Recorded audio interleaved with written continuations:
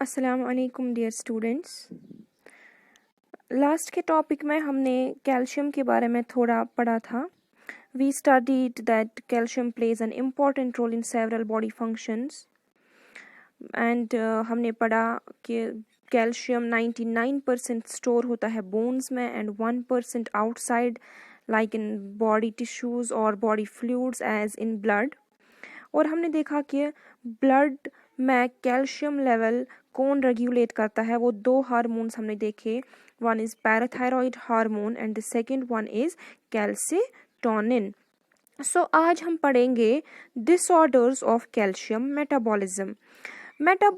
Calcium metabolism में disorders तब आते हैं जब बॉडी में बहुत कम या बहुत ज़्यादा कैल्शियम होगा, यानी कि जब बॉडी में नॉर्मल लेवल से कम या नॉर्मल लेवल से ज़्यादा प्रेजेंट होगा कैल्शियम, सो उस time we can say there is a disorder of calcium metabolism, या वी कैन से कि कोई डिजीज़, कौन सी डिजीज़ चाहे कम हो या कैल्शियम ज़्यादा हो, अकॉर्डिंगली हम कहते हैं कि इसमें ये वाली डिजीज़ प्रेजेंट है।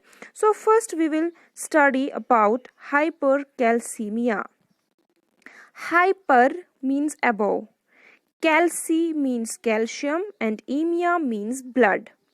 So hypercalcemia क्या है? अब ब्लड में कैल्शियम लेवल हायर होना, above होना, above the normal level of calcium in blood, that is hypercalcemia. Hypercalcemia बहुत रेयर है. It's suspected to occur in approximately 1 in 500 adults. ज़्यादा कॉमन नहीं है हाइपरकैल्सीमिया। 500 एडल्ट्स में से एक एडल्ट को देखा गया है hypercalcaemia. Hypercalcaemia mostly it's caused by hyperparathyroidism. Hyperparathyroidism क्या है? That's increase in parathyroid hormone level in blood. जब पैराथायरॉयड हार्मोन की लेवल इंक्रीज होगी, that we call as hyperparathyroidism, और वही that is the main cause of hypercalcaemia. और ये hypercalcaemia हो सकता है मैलिग्नेंसी में। It mostly occurs in breast cancer, lymphoma, prostate cancer, thyroid cancer, lung cancer, colon cancer, या बहुत बहुत कम ये होता है विटामिन डी इंटॉक्सिकेशन से, यानी कि जब एक्सेसिव विटामिन डी होगा, चाहे वो डाइट से मिला हो या सप्लीमेंट से, तो उससे भी वो भी एक कॉज है हाइपर कैल्सीमिया का। सो अब सिम्टम्स क्या है हाइपरकैल्सीमिया के?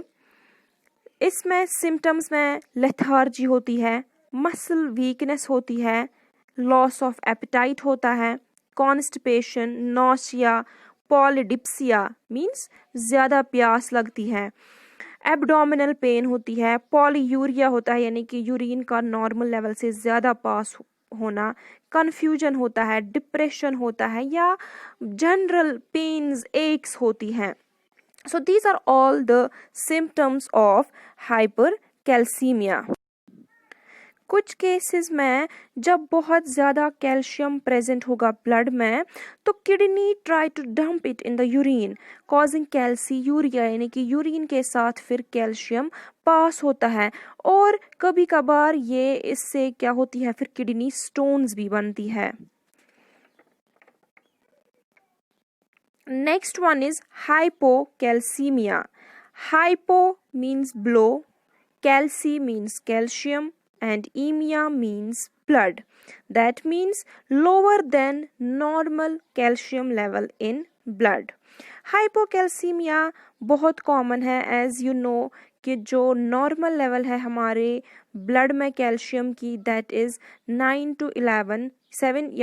to 11 mg per deciliter. तो whenever there is below 7 mg per deciliter calcium in blood, that we call as hypocalcemia. Hypocalcemia बहुत कॉमन है और ये कभी कभार अननोटिस्ड रहता है, यानी कि इसके एसिम्प्टोमेटिक होता है, ज़्यादा सिम्टम्स नहीं आते हैं। बट सीवियर केसेस में खतरनाक सिम्टम्स हो सकते हैं। फॉर एग्जांपल टेटनी है and that can be life threatening. तो हाइपोकैल्सीमिया किससे होता है? ये ड्यू टू हाइपोपैराथायरॉयडिज्म, यानी कि ये या तो ये पैराथायरॉयड रिलेटेड होगा या ये विटामिन डी रिलेटेड होगा। अगर पैराथायरॉयड रिलेटेड है that is hypoparathyroidism, low levels या लो activity of parathyroid hormone.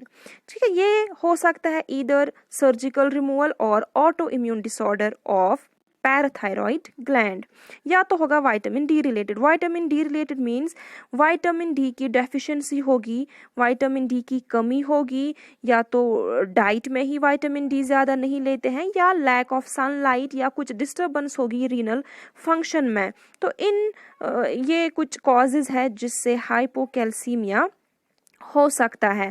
Symptoms जो हाइपोकैल्सीमिया है, मॉडरेट हाइपोकैल्सीमिया में तो एसिम्प्टोमेटिक होता है, यानी कि कोई सिम्टम नहीं होता है। लेकिन सीवियर केसेस में, जैसे कि मैंने अभी कहा, सीवियर हाइपोकैल्सीमिया लाइफ थ्रेटनिंग भी हो सकता है। तो सिम्टम्स इंक्लूड, इसमें जो सिम्टम्स है दैट उसमें नम्बनेस होती है फिंगर्स और टोज में, यानी कि कशर पे वन अथन खोरन वान, मसल क्रैम्प्स होंगे, irritability, retarded mental capacity and muscle twitching.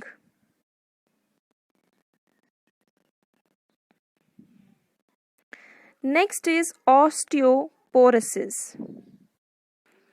Osteo means bone and porosis means pores, यानी कि पोरस बोन्स, इसमें बोन डेंसिटी डिक्रीज होती है। ये एक कंडीशन है, इट अफेक्ट्स बोन्स, और इसमें bone density, bone mass decrease होता है।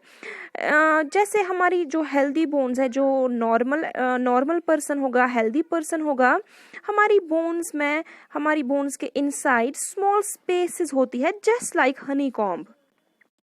तो ऑस्टियोपोरोसिस में क्या होता है, ये जो ये स्पेसेस है ये बढ़ जाती है, इनका साइज इंक्रीज होता है, और बोन को क्या होता है, बोन की जो स्ट्रेंथ है वो खत्म हो जाती है, बोन की डेंसिटी लूज होती है, और इसके अलावा जो बोन का आउटसाइड बोन जो है वो वीक हो जाती है और वो थिनर हो जाती है, और वो उसमें फिर ज़्यादा ससेप्टिबिलिटी होती है फ्रैक्चर्स होने की। ऑस्टियोपोरोसिस किसी भी एज में हो सकता है, बट ये ज़्यादा कॉमन है ओल्डर पीपल में, वो भी स्पेशली विमेन में after menopause. People with osteoporosis usually won't have any symptoms, लेकिन सीवियर ऑस्टियोपोरोसिस में, जैसे कि मैंने अभी कहा कि ये ऑस्टियोपोरोसिस वाले पेशेंट्स ज़्यादा ससेप्टेबल होते हैं फ्रैक्चर्स को। तो सीवियर ऑस्टियोपोरोसिस में क्या होता है कि उनको अगर वो ज़्यादा ज़ोर से खांसते हैं या ज़्यादा स्ट्रॉन्ग स्नीज करते हैं तो उससे भी उनको फ्रैक्चर हो सकता है। या ऑस्टियोपोरोसिस में, सीवियर ऑस्टियोपोरोसिस में हाइट भी कम हो जाती है। ऑस्टियोपोरोसिस को बोला गया है कि it's a silent thief. This is the image, this is the normal bone. आप स्पेसेस देखिए जो नॉर्मल बोन है, and you see the spaces in this bone, this is the osteoporosis.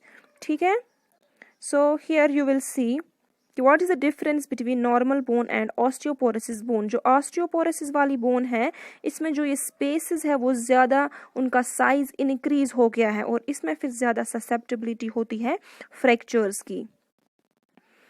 Next one is rickets. Rickets भी एक bone disorder है, ये usually children में होता है। It's usually caused by lack of vitamin D या deficiency of calcium और phosphorus, और बोथ कैल्शियम भी और फॉस्फोरस भी। इसमें क्या होता है, इसमें भी बोन्स सॉफ्ट हो जाती है, वीक हो जाती है, और इसमें जैसे मैंने कहा ये ज़्यादा चिल्ड्रन में पाया जाता है।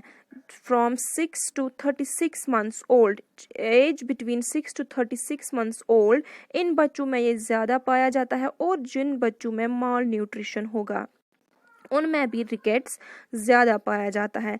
इसमें सिम्टम्स है डिलेड ग्रोथ, बच्चा जल्दी से बड़ा नहीं होता है, उनकी ग्रोथ डिले होती है, पेन होती है स्पाइन में, पेल्विस में, लेग्स में, muscle weakness, bowed legs, thickened wrists and ankles. You'll see in this image, देखिए ये बोर्ड लेग्स हैं।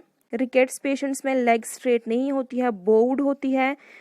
जैसे मैंने कहा एंकल्स और रिस्ट्स थिकन्ड होते हैं।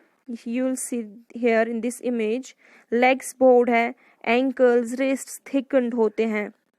So this is about rickets, and that was all in calcium. Thank you. Allah Hafiz.